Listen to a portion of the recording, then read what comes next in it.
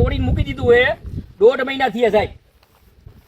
Monsoon નું ક્યાંથી પાણી પણ એ પણ 1.5 મહિના તોડીને શું તો તોડાય નહીં ને, જેટલું તોડતા જાય એટલું કરતું જવું જોઈએ ને. મને અને કેનાલમાં કચરો લાગત પડ્યો હતો હે.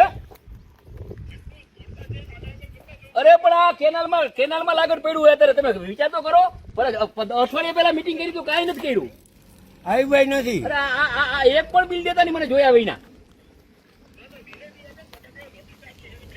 ના નહીં, આ તમે જુઓ 5 કિલોમીટર તોડેલું પડ્યું હે, રોડ બગાડ નાખ્યો, અંદર કેનલ બગાડ નાખ્યું, કામ ચાલુ નથી કર્યું. 1.5 મહિના થયો સાહેબ.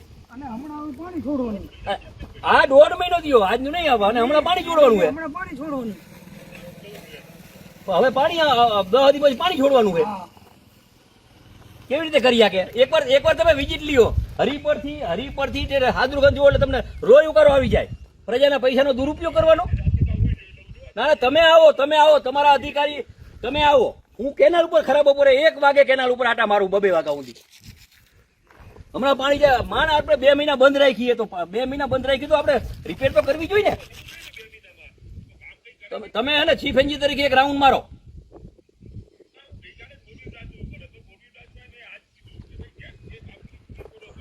ના 1.5 મહિના થયા અને આ તોડીને નાખ્યું બધું માથે અને અંદર ઢગલો પડ્યો કચરો તોડેલું પડ્યું છે.